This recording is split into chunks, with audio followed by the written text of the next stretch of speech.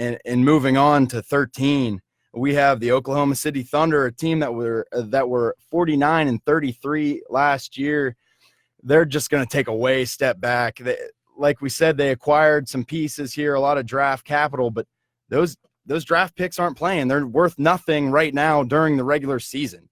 They can't set foot on the court because they're too busy either playing overseas or playing in the college game. They get Shai Gilgeous-Alexander, who his numbers weren't spectacular for the Clippers, but he did play a decent role for them as a rookie. He's still very young, still growing into his long frame at the point guard position. Maybe Chris Paul can show him the ropes, but Chris Paul is just declining as a player, and as the number one star on a team, I don't think he has enough to push them over any of these other teams in the West. The Western Conference is so stacked with talent in both the youthful and the wise. These are two, what should I say here?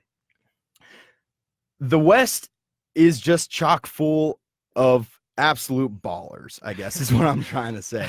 Guys that are on the come up and guys that have been there and done that. Yep.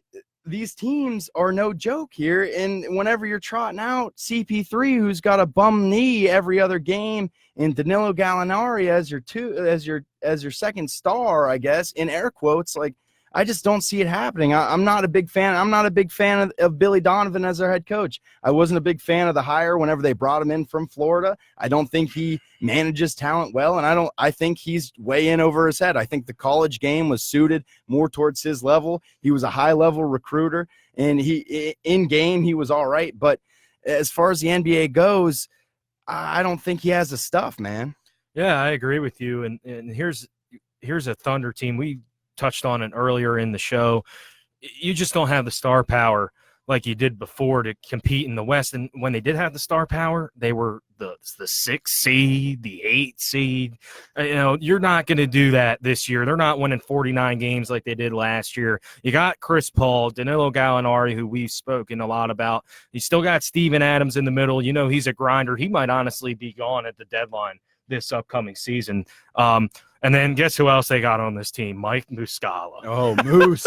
Jeez Louise. This is like his 7th team in the past maybe 8 months. This guy cannot find a home. He's starting at power forward for this team? Yeah, he's listed as the starting forward for the Oklahoma City Thunder. Geez. You're not winning with this team. You're not. No. Now in the future drafts, and you draft somebody good in the next 2-3 years, and then I'll start talking about the Oklahoma City Thunder. But right now, they're not going to be that good in 2019, and that's why they're very low. And the worst part is that they're just starting this rebuild now, and they're kind of in limbo here with 2 fat contracts for aging stars. I don't even want to call Steven Adams a star. He's a solid player. He would carve out a really nice bench role, almost like an Enes Kanter type guy on a championship contender. But for him to come in and give you 35 and Nerlens Noel as your backup, please. This team is going nowhere fast. I'm looking for them to trade off a lot of these pieces, especially, like you said, Steven Adams, and even possibly move on from Gallinari and try and acquire just more draft assets, because that's the way you're going to turn this around quickly, is you draft well, you draft a lot of players, you pan them out, you see who's going to the D-League and who's ready for the pros now. Not all the time, from tape and from workouts in college, but you got to figure something out, man, because this was a franchise that was at the cusp of greatness, and they drafted really, really well.